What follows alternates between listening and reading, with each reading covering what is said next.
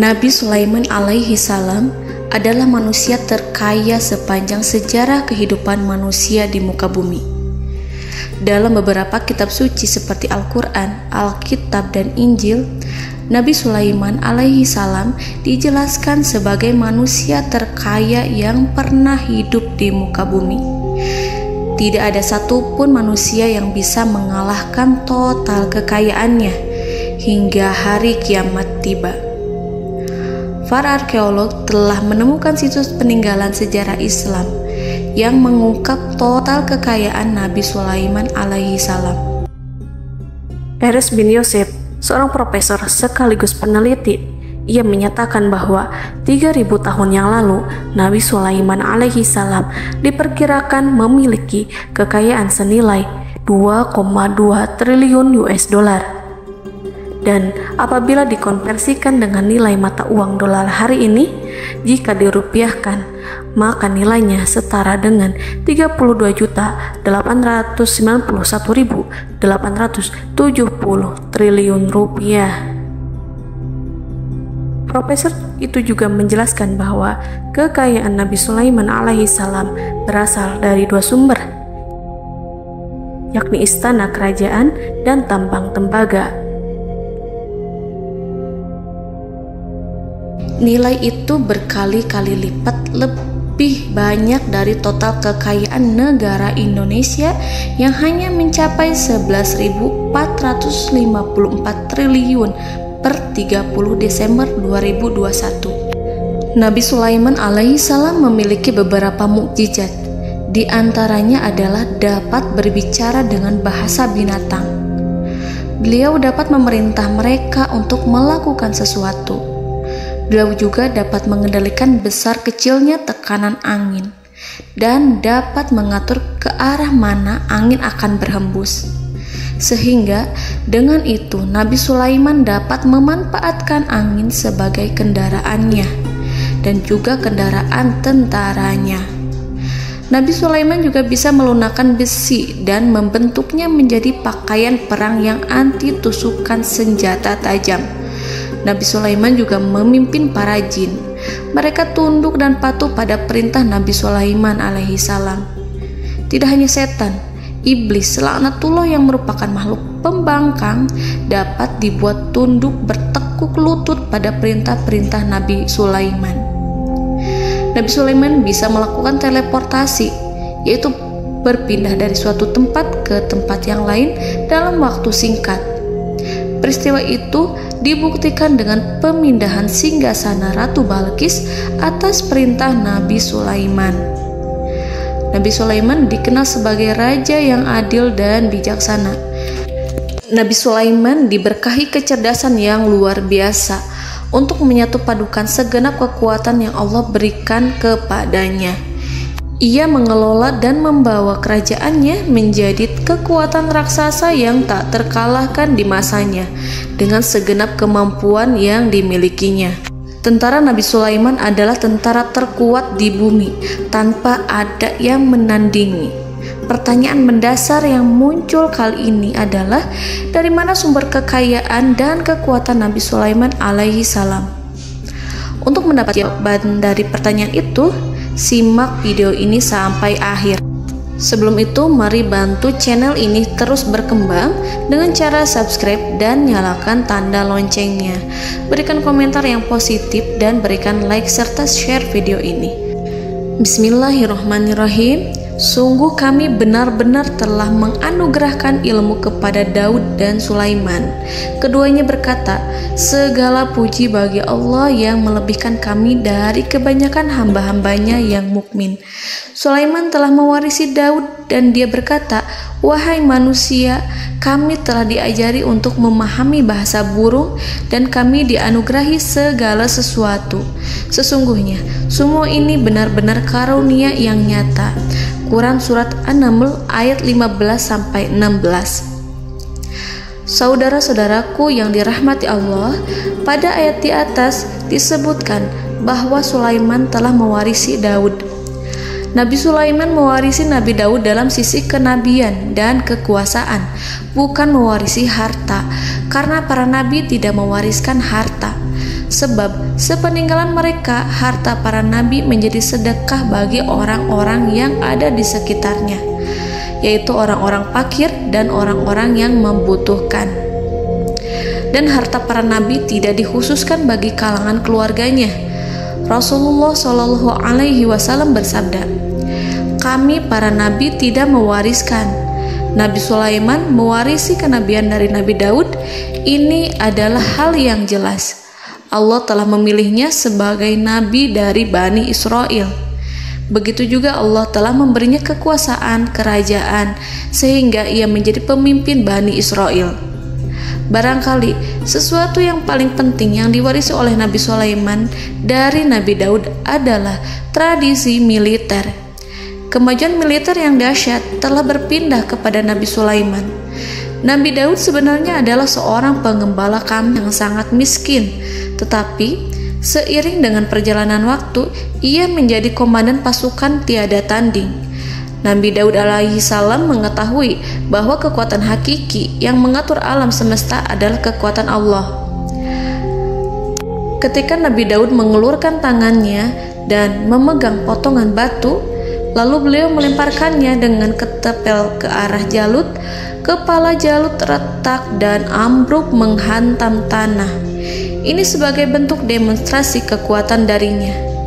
Kehadiran Nabi Daud mengubah pasukan Bani Israel, di mana mereka sebelumnya lari jika berhadapan dengan musuh. Maka kini keberadaan mereka mulai diperhitungkan di masa hidupnya. Nabi Daud mengalami peperangan yang sangat banyak, tapi Al-Quran tidak menceritakan secara terperinci. Hal itu dikarenakan karena Al-Quran adalah kitab dakwah di jalan Allah, bukan kitab sejarah. Al-Quran hanya menceritakan di dalam Al-Quran surat Shad ayat 20, "Dan kami kuatkan kerajaannya, kerajaan Daud." Ayat tersebut berarti bahwa Nabi Daud belum terkalahkan dalam peperangan yang diikutinya. Di samping dukungan yang Allah berikan kepadanya, juga pasukan dan rakyatnya, di mana mereka adalah orang-orang yang bertauhid, menyerahkan diri kepada Allah. Allah Subhanahu wa Ta'ala mengajarkan kepada Nabi Daud hal-hal yang menjadikan pasukannya memiliki keistimewaan yang dengannya mereka dapat mengalahkan pasukan-pasukan lain, pasukan-pasukan besar yang ada di bumi pada saat itu.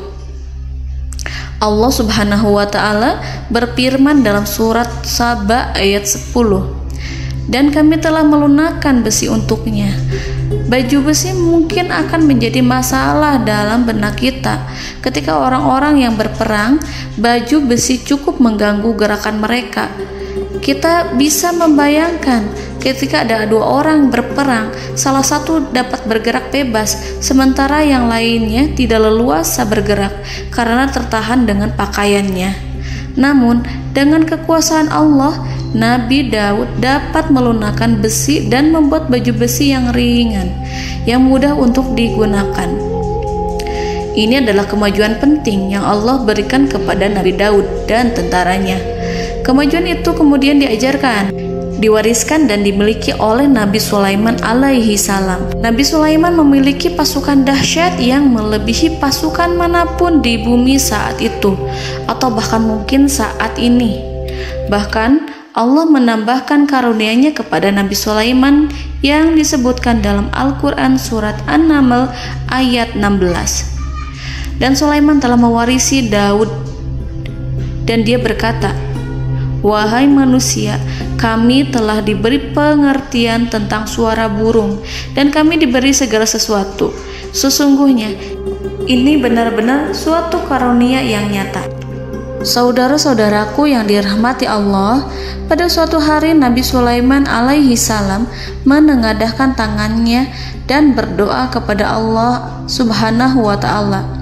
Antara hati Nabi dan Allah tidak ada penghalang, tidak ada jarak, tidak ada sekatan waktu, tidak ada satupun dari para nabi yang berdoa kepada Allah kecuali doanya pasti dikabulkan. Doa Nabi Sulaiman alaihi salam direkam dalam Al-Quran surat Shad ayat 35. Nabi Sulaiman berkata, "Ya Tuhanku, ampunilah aku, anugerahkanlah kepadaku kerajaan yang tidak dimiliki oleh seorang pun sesudahku. Nabi Sulaiman menginginkan dari Allah sesuatu kerajaan yang belum pernah diperoleh oleh siapapun setelahnya. Allah Subhanahu wa Ta'ala mengabulkan doa Nabi Sulaiman dan memberinya kerajaan tersebut. Nabi Sulaiman mewarisi kekuasaan, kenabian, hikmah ilmu dari Nabi Daud alaihi salam. Orang-orang menyebut Nabi Sulaiman Al-Hakim, Sulaiman yang bijaksana. Kebijaksanaan Nabi Sulaiman tidak terbatas pada keadilannya di tengah-tengah manusia dan juga kasih sayangnya kepada mereka. Namun, kebijaksanaan Nabi Sulaiman juga berlaku di kalangan burung dan binatang lainnya. Nabi Daud juga mengenal bahasa burung, tetapi Nabi Sulaiman dapat berbicara dengan bahasa burung. Bahkan, ia dapat menggantikannya sebagai pembantunya. Ketika Nabi Daud bertasbih di gunung, burung-burung serta binatang buas ikut bertasbih bersamanya.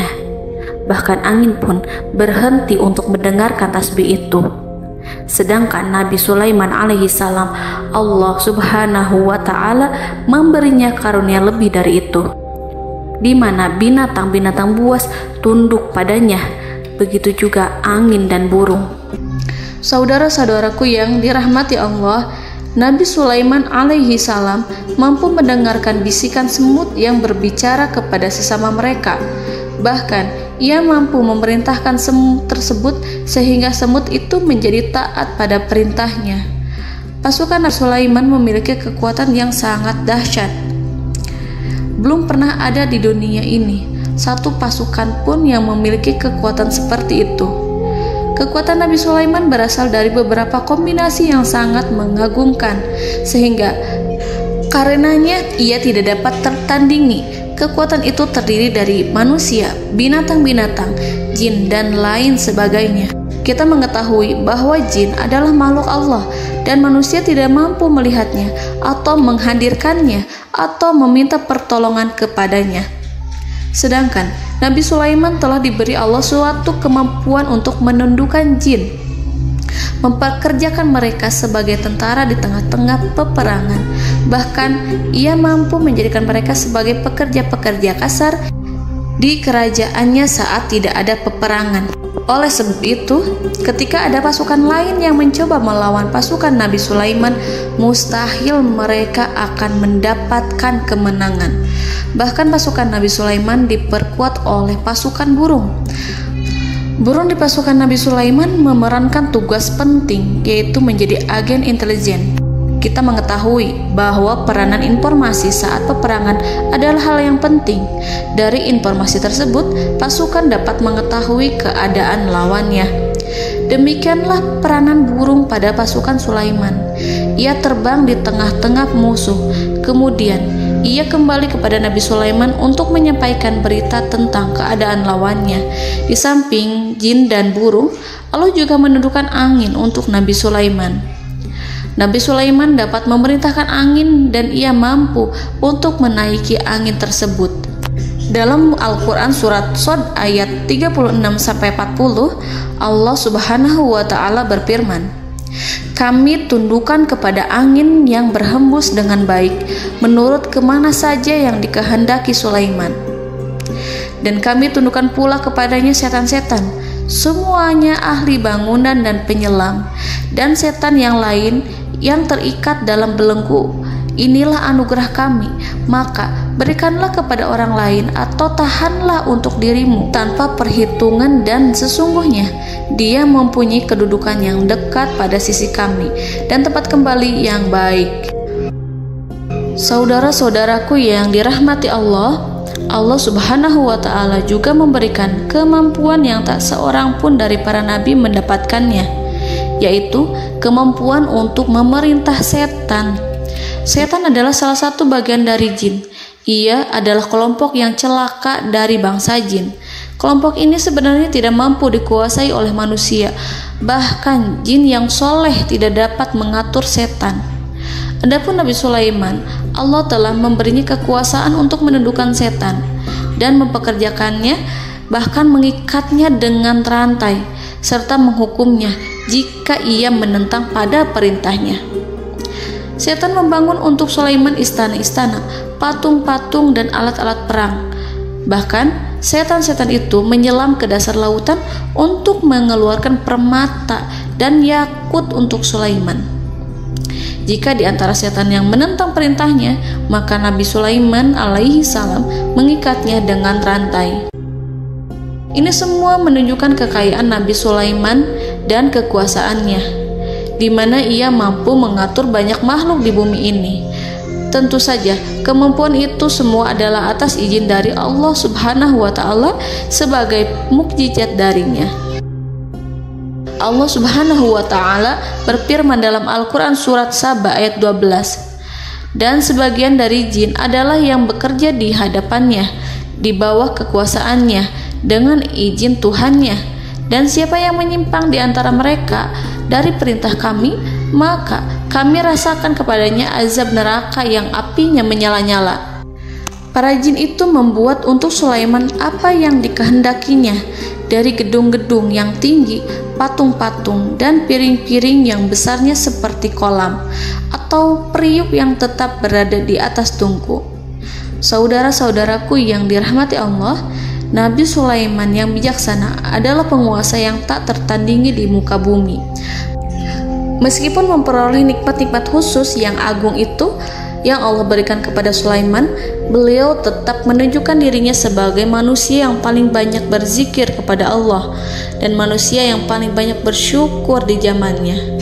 Saudara-saudaraku yang dirahmati Allah, sebagaimana Allah Subhanahu wa Ta'ala memberikan nikmat kepada ayahnya Nabi Daud alaihi salam, di mana ia mampu melunakkan besi, dan Allah mengajarinya bagaimana cara mencairkan besi, maka Nabi Sulaiman alaihi salam dapat memanfaatkan tembaga yang cair untuk peperangan. Dan juga di saat perdamaian, pada saat peperangan, beliau mencampur tembaga dengan besi dan menjadikannya perunggu. Mereka menggunakan senjata-senjata perunggu dalam peperangan seperti pedang, baju besi, dan juga pisau. Senjata-senjata ini adalah senjata yang paling kuat pada saat itu. Sedangkan di saat damai, tembaga digunakan untuk membuat bangunan, perhiasan, dan sebagainya. Meskipun Nabi Sulaiman mendapatkan nikmat yang besar dan karunia yang khusus, Allah Subhanahu wa Ta'ala mengujinya dengan suatu ujian yang dahsyat. Ujian yang akan selalu datang kepada seorang hamba yang soleh. Ketika hamba itu mendapatkan kedudukan besar, maka ujiannya pun menjadi besar. Allah Subhanahu wa Ta'ala menguji Nabi Sulaiman dengan penyakit. Diceritakan oleh Fahru Roji, Nabi Sulaiman diuji dengan suatu penyakit yang keras, di mana kedokteran saat itu tidak dapat dan tidak mampu mengatasinya. Sakitnya Nabi Sulaiman sangat keras sehingga para dokter dari kalangan manusia ataupun jin tidak mampu menghilangkan penyakit itu. Lalu burung-burung menghadirkan rumput-rumput yang dianggapnya sebagai obat, tetapi Nabi Sulaiman tak kunjung sembuh. Semakin hari penyakit Nabi Sulaiman semakin menjadi-jadi, sehingga ketika Nabi Sulaiman duduk di atas kursi, ia duduk bagaikan tubuh tanpa roh. Seakan-akan ia mati karena saking keras penyakit yang dideritanya. Sakit yang diderita oleh Nabi Sulaiman alaihi salam berlangsung sangat lama. Namun Nabi Sulaiman tidak henti-hentinya berzikir kepada Allah dan meminta kesembuhan kepadanya, serta selalu beristighfar dan mengungkapkan rasa cinta kepadanya. Selesailah ujian Allah terhadap hambanya Nabi Sulaiman. Beliau pun sembuh. Nabi Sulaiman merasakan kembali kesehatannya setelah ia mengetahui segala kejayaan dan segala kekuasaan serta segala kebesarannya tidak lagi mampu menghilangkan penyakit yang dideritanya kecuali jika Allah menghendaki. Saudara-saudaraku yang dirahmati Allah, Nabi Sulaiman telah membangun tempat ibadah, tempat sujud, sehingga manusia menyembah Allah di dalamnya. Orang-orang yang membangunnya berjumlah puluhan ribu orang. Tentu setiap kelompok dari mereka memiliki pekerjaan masing-masing. Di antara mereka ada yang mencairkan tembaga, di antara mereka ada yang tukang pahat, ada yang tukang ukir, ada yang membelah batu, ada yang memotong kayu, ada yang mendatangkan rumput-rumput dari Libanon, ada yang mendatangkan emas dan menjadikannya lempengan-lempengan yang mengkilat untuk menutupi kayu, serta untuk melapisi dinding-dinding. Bahkan golongan jin pun membantu membangun tempat tersebut, tentu dengan perintah dan bimbingan Nabi Sulaiman. Mereka membuat patung-patung yang besar, membuat bejana yang besar untuk tempat makan para tentara dan pekerja, yaitu bejana seperti gunung. Karena saking berat dan besarnya, mereka juga membuat tempat-tempat minum yang besarnya seperti kolam. Nabi Sulaiman mengawasi para pekerjanya dan juga mengurusi masyarakatnya, di mana beliau mengenali problem mereka dan berusaha memecahkannya. Beliau juga mengawasi pasukan dari kalangan binatang dan burung. Beliau mengetahui apabila ada satu di antara mereka yang tidak datang, kemana ia pergi, serta mengapa ia pergi. Nabi Sulaiman menguasai pengetahuan itu semua. Nabi Sulaiman bukan hanya mengetahui problem tentara-tentaranya dari kalangan manusia ataupun tentaranya dari kalangan burung, namun ia juga menunjukkan kasih sayang terhadap semut, di mana beliau mendengar bisikannya dan tidak suka untuk menginjaknya. Nabi Sulaiman selalu menundukkan kepalanya ke bumi sebagai bentuk rasa rendah diri dan syukur kepada Allah. Pada suatu hari, Nabi Sulaiman alaihi salam berjalan di depan tentaranya dan tiba-tiba ia mendengar suara semut yang berkata kepada temannya dari kalangan semut. Hal itu terekam dalam Al-Quran surat An-Naml ayat 18-19. Wahai semut-semut, masuklah ke dalam sarang-sarangmu agar kamu tidak terinjak oleh Sulaiman dan tentaranya, sedangkan mereka tidak menyadarinya. Nabi Sulaiman alaihi salam tersenyum mendengar itu dan ia berdoa, "Ya Allah, ya Tuhanku, berilah aku ilham untuk tetap mensyukuri nikmat-Mu yang telah Engkau anugerahkan kepadaku dan kepada kedua orang ibu bapakku, dan untuk mengerjakan amal soleh yang Kau ridhoi, dan masukkanlah aku ke dalam rahmat-Mu, ke dalam golongan hamba-hamba-Mu yang soleh." Saudara-saudaraku yang dirahmati Allah, meskipun Nabi Sulaiman mendapatkan kekuasaan dan memiliki tentara yang besar, namun beliau menunjukkan kasih sayang terhadap bangsa semut. Beliau mendengarkan bisikannya dan melihat semut yang ada di depannya. Oleh karena itu, tak mungkin baginya untuk menginjak golongan semut itu. Nabi Sulaiman bersyukur kepada Allah telah memberinya nikmat, yaitu nikmat rahmat dan kasih sayang. Di samping itu, Nabi Sulaiman alaihi salam adalah orang paling kaya di dunia. Istananya terbuat dari kayu gaharu yang memiliki wangi harum. Istananya terbuat dari emas yang terkadang dari kristal. Beliau juga memiliki kursi besar yang terbuat dari emas dan permata. Istana Nabi Sulaiman merupakan istana yang paling besar di dunia. Nabi Sulaiman menggunakan pakaian dari emas dan permata. Meskipun demikian, Nabi Sulaiman tetap menunjukkan sebagai hamba yang berserah diri dan rendah diri di hadapan Allah Subhanahu wa Ta'ala. Nabi Sulaiman yang merendahkan diri di hadapan Allah, ia selalu sujud kepada Allah, sebagaimana ayahnya yang selalu bertasbih pada Allah. Nabi Sulaiman selalu melantunkan lagu-lagu cinta ilahi dan hanya memuji Allah Subhanahu wa Ta'ala. Pada suatu hari, Nabi Sulaiman alaihi salam mengeluarkan perintah kepada pasukannya untuk bersiap-siap. Kemudian, Nabi Sulaiman keluar dan memeriksa pasukannya satu demi satu. Kelompok yang pertama adalah kelompok manusia. Nabi Sulaiman memperhatikan kesiapan mereka. Lalu Nabi Sulaiman mengeluarkan perintah-perintah kepada mereka. Kemudian Nabi Sulaiman memeriksa kelompok jin dan menyampaikan perintahnya kepada mereka. Beliau memenjarakan jin yang tampak bermalas-malasan saat bekerja.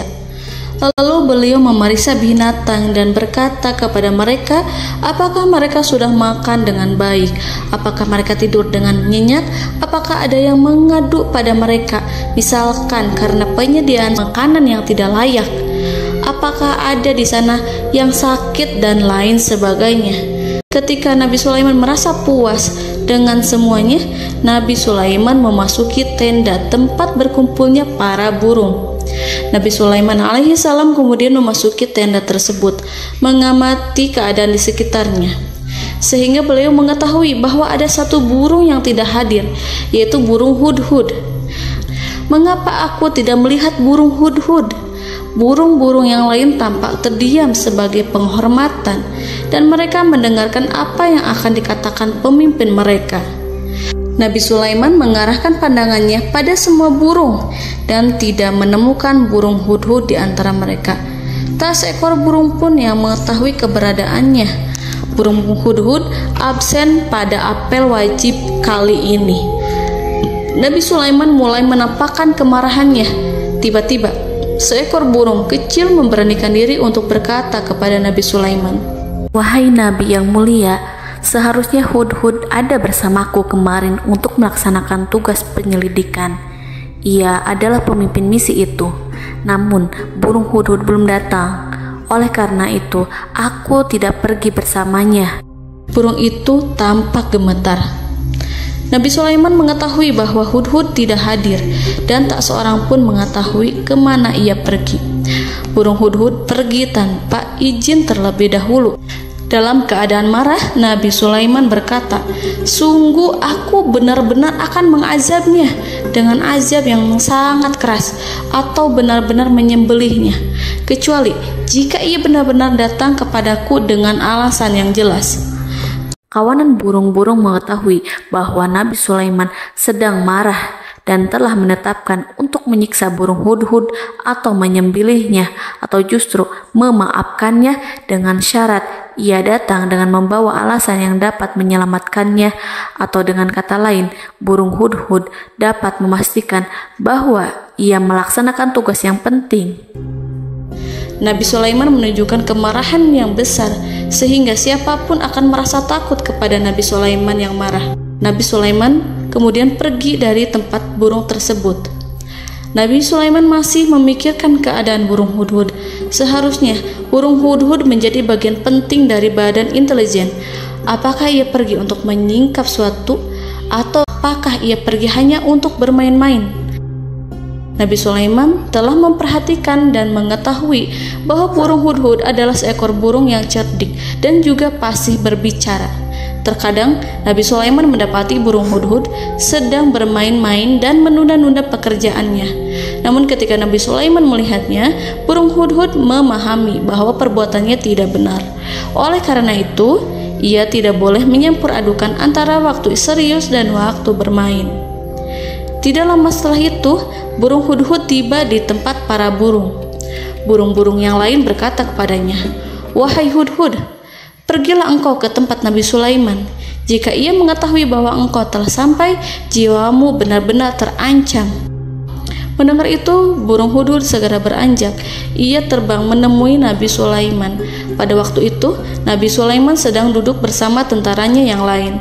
Burung hudhud berdiri. Ia telah merencanakan untuk memulai pembicaraan dengan Nabi Sulaiman sebelum Nabi Sulaiman bertanya kepadanya kemana dia pergi. Ini sebagai bukti bahwa hudhud telah melaksanakan suatu tugas yang penting.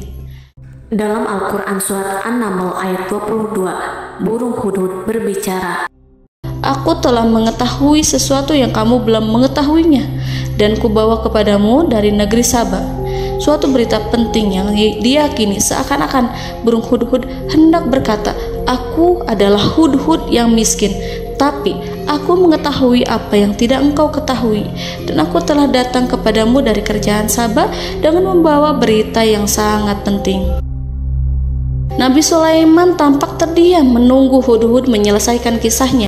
Dalam surat An-Naml ayat 23-24, burung hudhud berkata, "Sesungguhnya aku menjumpai seorang wanita yang memerintah mereka. Dia dianugerahi segala sesuatu serta mempunyai singgasana yang besar. Aku mendapati dia dan kaumnya menyembah matahari selain Allah.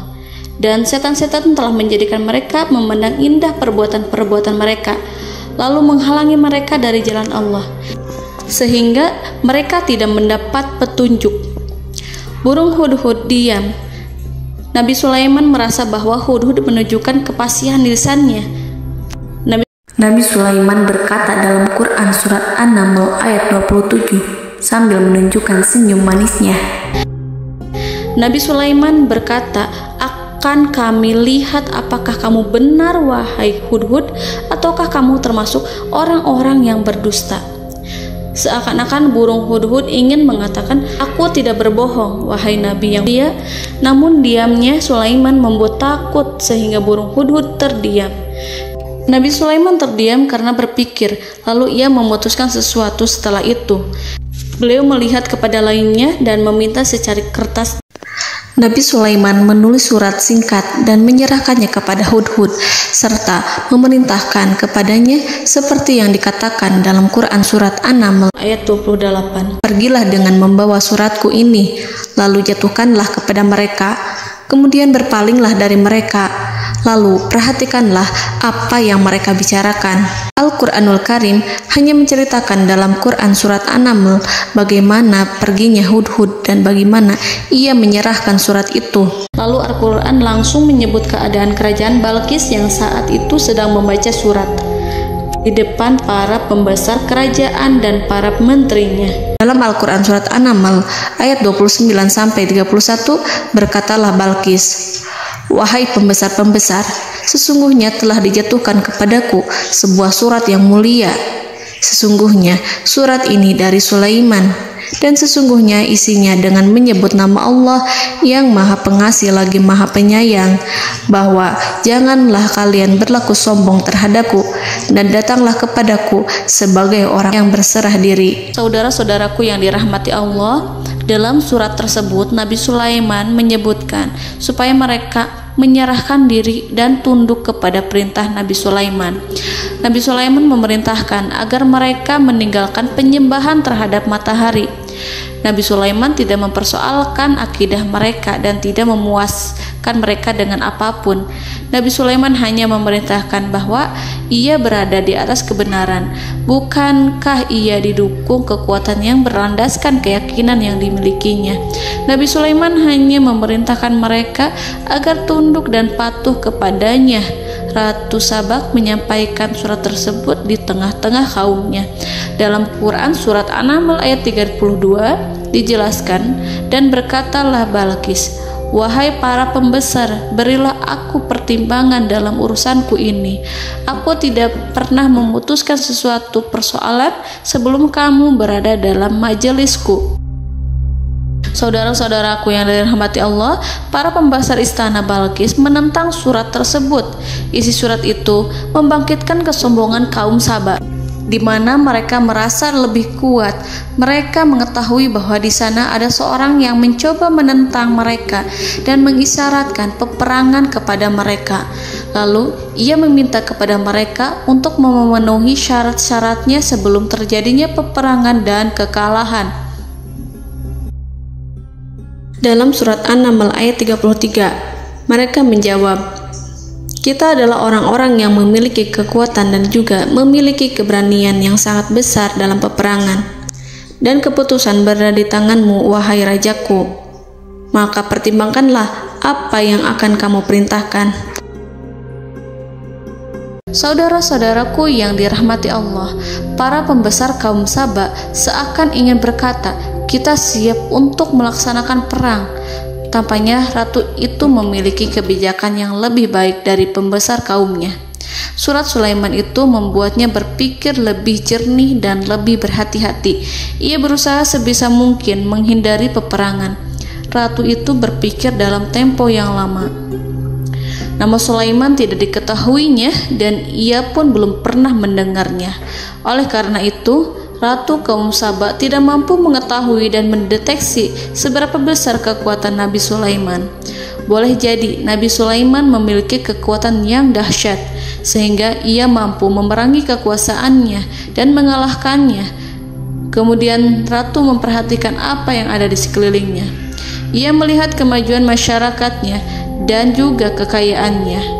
Barangkali ia mengira bahwa Nabi Sulaiman iri terhadap kemajuan dan kekayaannya itu, sehingga Nabi Sulaiman ingin menyerangnya. Setelah mempertimbangkan isi surat Nabi Sulaiman dengan cermat, Ratu Sabak memilih untuk tidak bersikap ceroboh dan bodoh. Ratu lebih suka untuk menggunakan bahasa kelembutan. Ia mengirim kepada Nabi Sulaiman suatu hadiah yang besar. Ratu mengira bahwa Nabi Sulaiman seorang yang ambisius, yang boleh jadi ia telah mendengar tentang kekayaan kerajaan Saba. Para utusan pergi dengan membawa hadiah dari Ratu Saba. Ratu berharap agar mereka dapat memasuki kerajaan Nabi Sulaiman dan akan mengetahui kondisi kerajaannya. Saat mereka pulang, Ratu ingin mendengar secara langsung dari mereka tentang bagaimana keadaan kaum Nabi Sulaiman dan pasukannya. Setelah mendapatkan informasi yang cukup, maka Ratu Balqis dapat membuat sesuatu keputusan yang tepat. Ratu menyembunyikan apa yang terlintas dalam pikirannya, lalu ia berbicara kepada pembesar istananya bahwa ia dapat menyingkap niat jahat Raja Sulaiman melalui cara mengirimkan hadiah kepadanya. Ratu lebih memilih cara tersebut dan menunggu reaksi dari Nabi Sulaiman. Ratu berhasil memuaskan para pembesar istana, dan untuk sementara ia menghilangkan ide untuk berperang. Karena para raja jika menyerang suatu desa, maka pemimpin desa tersebut adalah orang yang paling banyak mendapatkan kehinaan. Akhirnya, para pembesar kaumnya merasa puas dengan pikiran Ratu Balqis. Saudara-saudaraku yang dirahmati Allah, dalam surat An-Naml ayat 34-35 dijelaskan, Ratu Balqis berkata, "Sesungguhnya raja-raja apabila memasuki suatu negeri, niscaya mereka akan membinasakannya dan menjadikan penduduknya yang mulia menjadi hina. Dan demikian pula lah yang akan mereka perbuat. Dan sesungguhnya aku akan mengirim utusan kepada mereka dengan membawa hadiah, dan aku akan menunggu apa yang akan dibawa kembali oleh utusan itu." Kemudian sampailah hadiah dari Ratu Balqis kepada Nabi Sulaiman. Para intelijen Nabi Sulaiman memberitahunya bahwa utusan Balqis datang dengan membawa hadiah. Nabi Sulaiman langsung mengetahui bahwa Ratu Balqis itu sengaja mengirim orang-orangnya untuk mengetahui atau untuk mendapatkan informasi tentang kekuatannya. Lalu setelah itu ia akan mengambil keputusan atau mengambil sikap kepada kerajaan Sulaiman. Nabi Sulaiman segera memanggil semua pasukannya untuk berkumpul. Utusan Balqis segera memasuki istana Nabi yang dipenuhi dengan pasukan yang besar bersenjata. Melihat itu, utusan Ratu Balqis tercengang dan terkejut ketika mereka melihat kekayaan yang mereka bawa tidak ada apa-apanya dibandingkan dengan kerajaan Nabi Sulaiman. Hadiah mereka tampak tidak berarti. Emas yang mereka bawa tampak tidak memiliki makna saat mereka memasuki istana Nabi Sulaiman yang terbuat dari kayu-kayu pohon gaharu yang mengeluarkan bau yang harum serta dihiasi dengan emas permata. Para utusan Ratu Balqis berdiri bersama Nabi Sulaiman dan menyaksikan bagaimana Nabi Sulaiman mengendalikan pasukannya. Kemudian mereka mulai berpikir tentang kekuatan dan kualitas pasukan Nabi Sulaiman. Betapa kagetnya mereka ketika melihat di tengah-tengah pasukan itu terdapat singa, burung, dan tentara dari kalangan manusia yang mampu terbang. Mereka pun sadar bahwa mereka di hadapan pasukan yang tiada tandingannya. Selesailah demonstrasi pasukan Nabi Sulaiman. Kemudian para utusan ratu dipersilahkan maju ke tempat hidangan makanan. Para utusan itu sangat terkejut ketika melihat berbagai macam makanan dari penjuru dunia ada di depannya. Dan di antara makanan itu terdapat pula makanan yang biasa ditemukan di negeri mereka. Tetapi mereka melihat bahwa makanan itu memiliki rasa yang lebih istimewa. Selain itu, piring-piring yang ada di depan mereka terbuat dari emas, dan mereka dilayani oleh laki-laki yang berhias dengan emas. Di meja makan itu terdapat burung, ikan laut, dan berbagai macam daging yang mereka tidak mampu lagi membedakan daging apa itu. Nabi Sulaiman tidak makan bersama mereka, tapi beliau makan dengan menggunakan piring yang terbuat dari kayu. Beliau memakan roti yang kering yang dicampur dengan minyak. Inilah makanan yang dipilih Nabi Sulaiman. makan bersama mereka dalam keadaan diam. Mereka merasa kehadiran Nabi Sulaiman menciptakan suatu wibawa yang luar biasa. Selesai perjamuan itu, lalu dengan sangat malu mereka menyerahkan hadiah dari Ratu Balkis kepada Nabi Sulaiman. Hadiah itu berupa emas yang bagi mereka hadiah itu sangat bernilai tinggi. Tapi di sini hadiah itu tampak kecil di hadapan kekayaan Nabi Sulaiman yang sangat mengagumkan. Nabi Sulaiman memperhatikan hadiah dari Ratu Balkis itu dan berkata dalam Quran surat An-Naml ayat 36, "Maka apa yang diberikan Allah kepadaku lebih baik daripada apa yang diberikannya kepadamu, tetapi kamu merasa bangga dengan hadiahmu."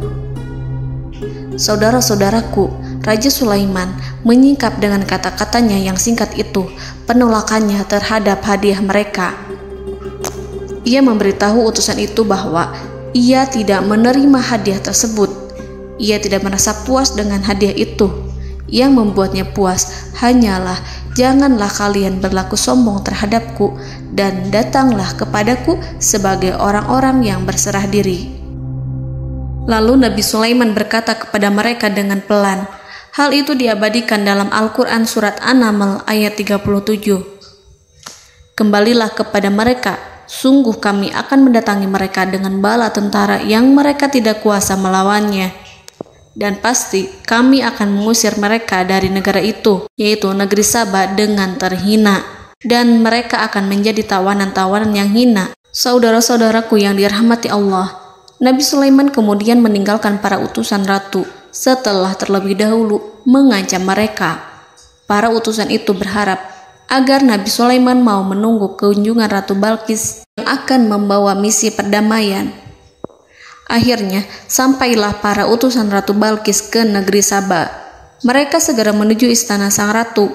Mereka memberitahu bahwa negeri mereka ada di ujung tanduk. Mereka menceritakan kepada ratu tentang kekuatan Nabi Sulaiman dan tidak mungkin bagi mereka mampu melawannya.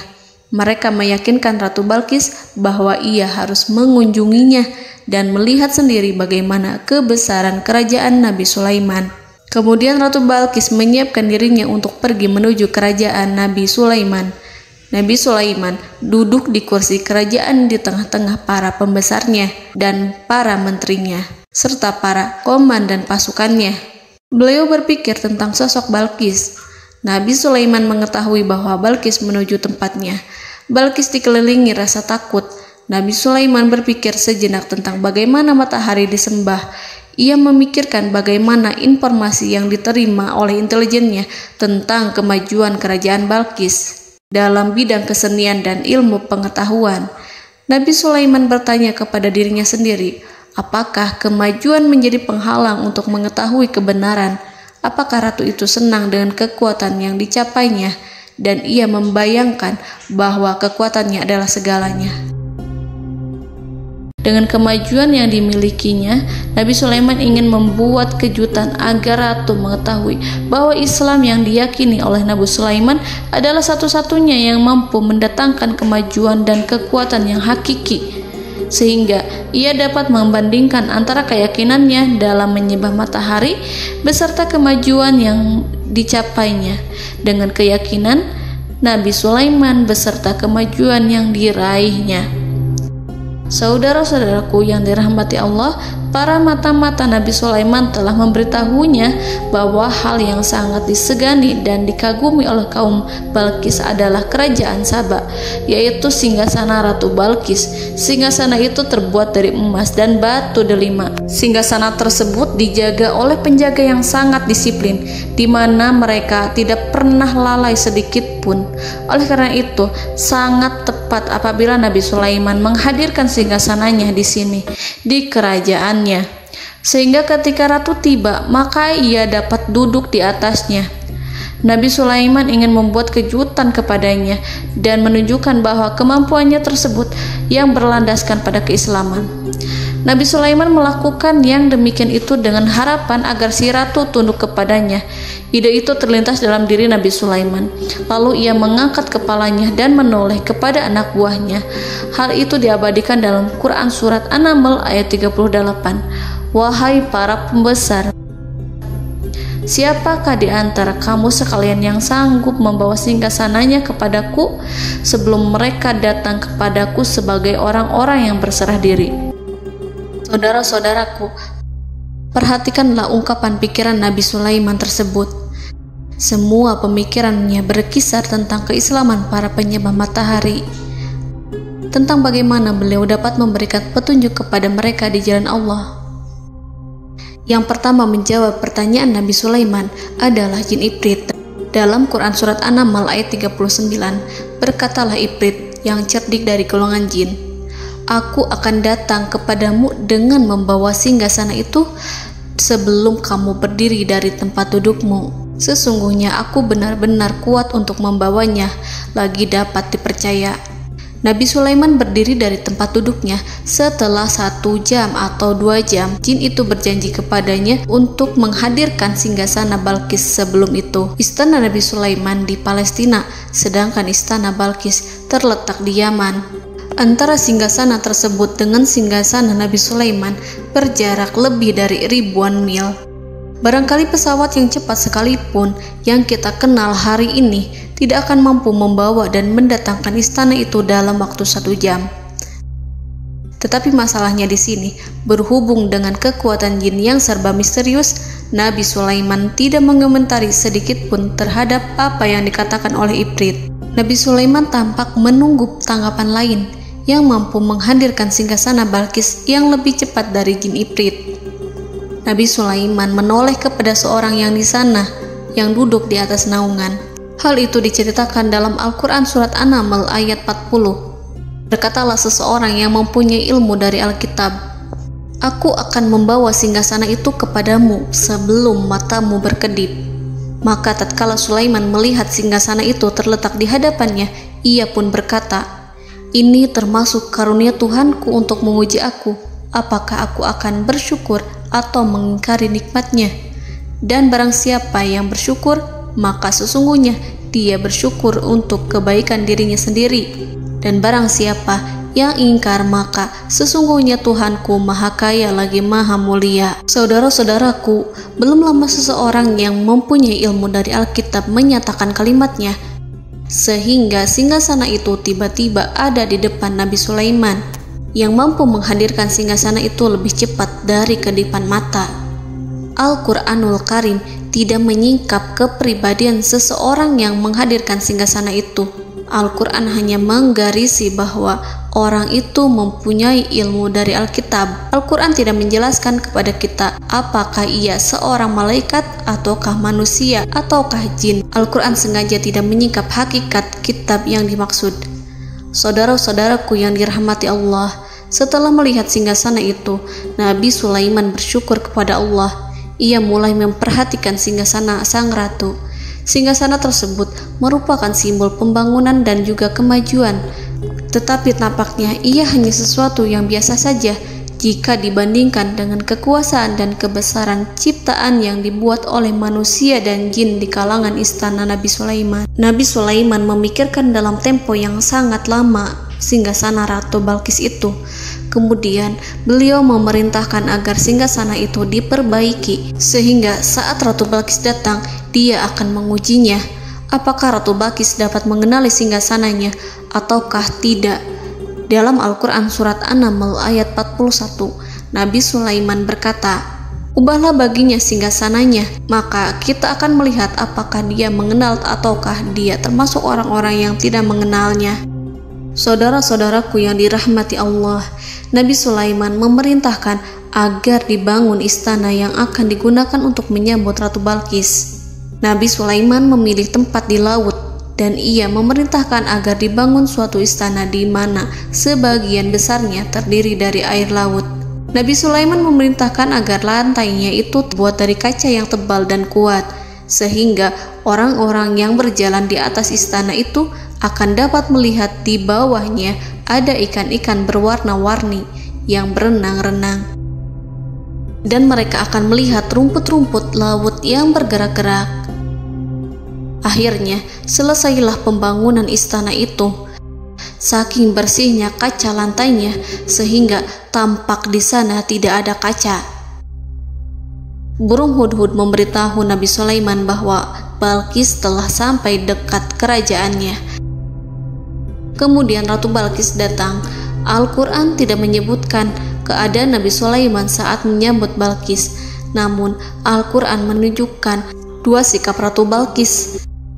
Yang pertama, bagaimana sikap Balkis ketika pertama kali melihat singgasananya yang datang mendahuluinya, padahal ia telah meninggalkan pengawalannya untuk tetap setia menjaga singgasananya itu. Keadaan kedua adalah keadaan di depan istana yang dibangun untuk penyambutan Balkis. Istana itu penuh dengan permata yang berenang-renang di bawahnya ikan-ikan. Dalam Quran Surat An-Naml ayat 42 dijelaskan, dan ketika Balkis datang, ditanyakanlah kepadanya, "Serupa inikah singgasanamu?" Balkis menjawab, "Seakan-akan singgasana ini adalah singgasanaku.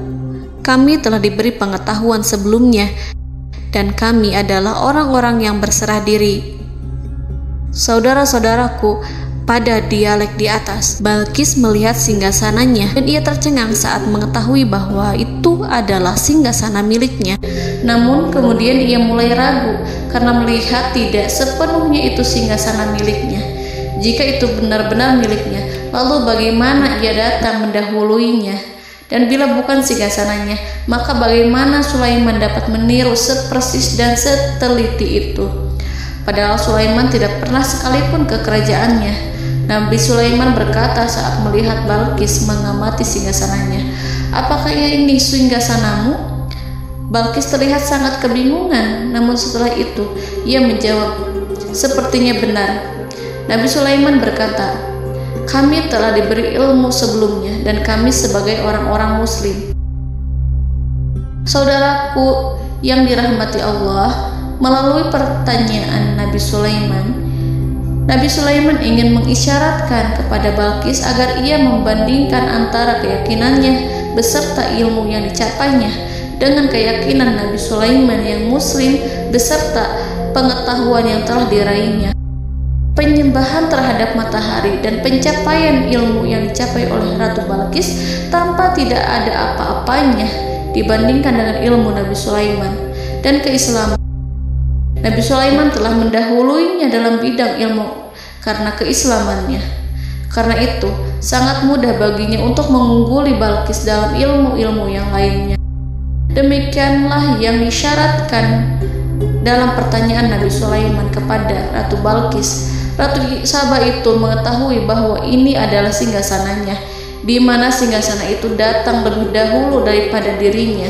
Beberapa bagian darinya telah diubah saat Balkis masih di perjalanan menuju ke tempat Nabi Sulaiman. Ia berpikir kemampuan apa yang dimiliki Nabi Sulaiman. Ratu Balkis tercengang melihat apa yang disaksikannya, yang berupa buah dari keimanan Nabi Sulaiman dan hubungannya dengan Allah Subhanahu wa Ta'ala. Sebagaimana Balkis juga tercengang ketika melihat kemajuan di bidang ilmu pembangunan, seni, dan ilmu-ilmu yang lainnya. Maka ia tidak lebih kagum lagi saat melihat hubungan yang kuat antara keislaman Nabi Sulaiman dengan ilmunya, serta kemajuan yang diraihnya. Dalam Al-Quran Surat An-Naml ayat 43 dijelaskan, dan apa yang disembahnya selama ini selain Allah mencegahnya untuk melahirkan keislamannya, karena sesungguhnya ia terdahulu termasuk orang-orang yang kafir. Saudara-saudaraku yang dirahmati Allah, berguncanglah dalam benak Balkis ribuan hal ketika melihat keyakinan kaumnya runtuh di hadapan Nabi Sulaiman. Ia menyadari matahari yang disembahnya hanya merupakan ciptaan Allah, dan Allah lah yang menggerakkannya untuk hamba-hambanya. Lalu terbitlah matahari kebenaran dalam dirinya. Hatinya diterangi oleh cahaya baru yang tidak akan tenggelam seperti tenggelamnya matahari. Masa keislamannya hanya menunggu waktu. Ratu Balkis memilih waktu yang tepat untuk mengumumkan keislamannya. Allah Subhanahu wa Ta'ala berfirman dalam Quran Surat An-Naml ayat 44. Dikatakan kepadanya, "Masuklah ke dalam istana." Maka tatkala ia melihat lantai istana itu, dikiranya kolam air yang besar dan disingkapnya dua betisnya. Berkatalah Sulaiman, "Sesungguhnya ia adalah istana licin yang terbuat dari kaca." Berkatalah Balkis, "Wahai Tuhanku, sesungguhnya aku telah berbuat zalim terhadap diriku dan aku berserah diri bersama Sulaiman kepada Allah Tuhan semesta alam. Saudara-saudaraku yang dirahmati Allah, dikatakan kepada Balqis, masuklah ke dalam istana. Ketika ia masuk, maka ia tidak menyaksikan adanya kaca, tetapi ia melihat air, sehingga ia mengira akan bersinggungan dengan air. Lalu ia menyingkapkan sedikit bajunya agar bajunya itu tidak basah. Nabi Sulaiman mengingatkannya tanpa melihatnya agar ia tidak khawatir terhadap pakaiannya, karena pakaiannya tidak akan basah, sebab di sana tidak ada air. Itu sekedar kaca yang halus, yang saking halusnya sehingga ia tidak tampak. Pada kesempatan itulah Balqis mengumumkan keislamannya yang mengakui kelalimannya, dan ia menyatakan menyerahkan diri kepada Nabi Sulaiman dan kepada Allah Tuhan semesta alam. Lalu kaumnya pun mengikutinya dan mereka memeluk Islam. Balqis menyadari ia berhadapan dengan penguasa yang terbesar di bumi dan Nabi Allah yang mulia. Untuk pertama kalinya, wajah Sulaiman tampak dihiasi dengan senyuman yang menunjukkan kepuasannya sejak Balqis mengunjunginya. Demikianlah Nabi Sulaiman mewujudkan kejayaannya yang hakiki dan menyebarkan cahaya Islam di muka bumi. Saudara-saudaraku, Al-Quran tidak menyebutkan kisah Balqis setelah keislamannya. Para ahli tafsir mengatakan bahwa ia menikah dengan Nabi Sulaiman. Selain itu, ada yang mengatakan bahwa ia menikah dengan salah satu orang dekat Nabi Sulaiman. Ada juga yang mengatakan bahwa sebagian Raja Habasyah adalah keturunan dari buah perkawinan ini. Wallahu a'lam bishawab. Saudara-saudaraku yang dirahmati Allah, Nabi Sulaiman hidup di tengah-tengah kejayaan dan kemuliaan di bumi. Kemudian Allah menetapkan kematian untuknya, sebagaimana kehidupan Sulaiman berada di puncak kemuliaan dan kejayaan yang penuh dengan keajaiban yang luar biasa, maka kematiannya pun merupakan tanda-tanda kebesaran Allah yang penuh dengan keajaiban. Demikianlah bahwa kematiannya sesuai dengan kehidupannya, sesuai dengan kejayaannya. Allah berfirman tentang kematian Sulaiman di dalam Al-Quran surat Saba ayat 14. Maka tatkala kami telah menetapkan kematian Nabi Sulaiman, tidak ada yang menunjukkan kepada mereka kematiannya itu kecuali rayap yang memakan tongkatnya. Maka tatkala ia telah tersungkur, tahulah jin bahwa kalau sekiranya mereka mengetahui yang gaib, tentulah mereka tidak akan tetap dalam siksa yang menghinakan. Saudara-saudaraku, kemampuan Nabi Sulaiman untuk menundukkan jin dan mempekerjakan mereka serta hubungan mereka dengan semua itu menimbulkan fitnah di tengah-tengah manusia dalam hal tertentu. Kematian Nabi Sulaiman merupakan batasan jawaban terhadap fitnah ini. Kami tidak mengetahui siapa yang mengklaim bahwa jin mengetahui hal yang gaib, apakah itu setan yang terkutuk atau jin yang bodoh atau manusia yang tertipu. Kami tidak mengetahui siapa yang bertanggung jawab terhadap tersebarnya isu yang keliru ini. Yang kita ketahui adalah bahwa hal tersebut adalah mempengaruhi sebagian manusia dan jin. Barangkali manusia berkata kepada diri mereka, selama jin melakukan perbuatan yang luar biasa ini, maka apa gerangan yang menjadikan mereka tidak mengetahui hal yang gaib itu? Manusia itu lupa bahwa kunci kegaiban berada di tangan Allah. Masalah ilmu gaib tidak akan mampu dikuasai oleh jin dan manusia. Hanya Dia yang mengetahuinya, dan manusia diberitahu hanya sedikit sekali. Saudara-saudaraku yang dirahmati Allah, seakan-akan Allah telah merencanakan bahwa kematian Sulaiman bertujuan untuk menghancurkan pemikiran itu, yaitu pemikiran bahwa jin mengetahui hal-hal yang gaib. Jin bekerja untuk Nabi Sulaiman selama beliau hidup, dan tatkala beliau meninggal, maka tugas mereka menjadi bebas. Nabi Sulaiman meninggal tanpa diketahui oleh jin, sehingga mereka tetap bekerja untuk mereka, tetap mengabdi kepada Sulaiman. Seandainya mereka mengetahui hal yang gaib, niscaya mereka tidak akan meneruskan pekerjaan mereka. Saudara-saudaraku, pada suatu hari Nabi Sulaiman memasuki mihrabnya untuk itikaf ibadah dan beribadah kepada Allah. Tak seorang pun yang berani mengganggu khalwatnya. Mihrab Sulaiman terletak di puncak gunung dan dindingnya terbuat dari permata. Pada suatu hari, Nabi Sulaiman duduk bersandar pada tongkatnya dan ia tampak tenggelam dalam tafakur. Beliau berzikir pada Allah hingga rasa kantuk menguasainya. Lalu setelah itu malaikat maut menemuinya. Nabi Sulaiman pun meninggal. Beliau bersandar kepada tongkatnya. Jin melihatnya dan mengira bahwa beliau sedang sholat, sehingga mereka pun terus melanjutkan pekerjaannya. Berlalulah hari demi hari yang panjang. Datanglah rayap, yaitu semut kecil yang memakan kayu. Hewan itu mulai memakan tongkat Nabi Sulaiman. Rayap itu tampak lapar. Sebagian dari tongkat Nabi Sulaiman dimakan beberapa hari oleh rayap itu. Ketika yang dimakannya semakin bertambah, maka tongkat itu pun menjadi rusak dan kemudian jatuh dari tangan Nabi Sulaiman alaihi salam.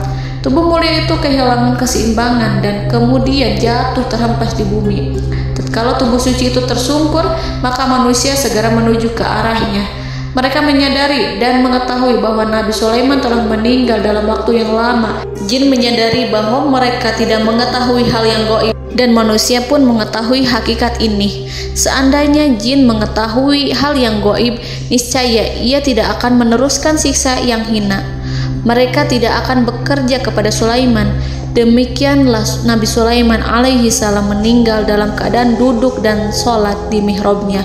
Lalu berita itu tersebar bagaikan api di bumi. Manusia, burung, dan binatang buas mengantarkan jenazah Nabi Sulaiman. Sekawanan burung tampak sedih dan menangis. Semua makhluk bersedih. Akhirnya tak seorang pun mengetahui bahasa burung di bumi. Meninggallah seorang yang memahami pembicaraan burung, binatang-binatang, jin, dan lain sebagainya. Burung-burung itu berkata, betapa beratnya kehidupan di tengah orang-orang yang tidak mengetahui pembicaraan kita. Allahu a'lam.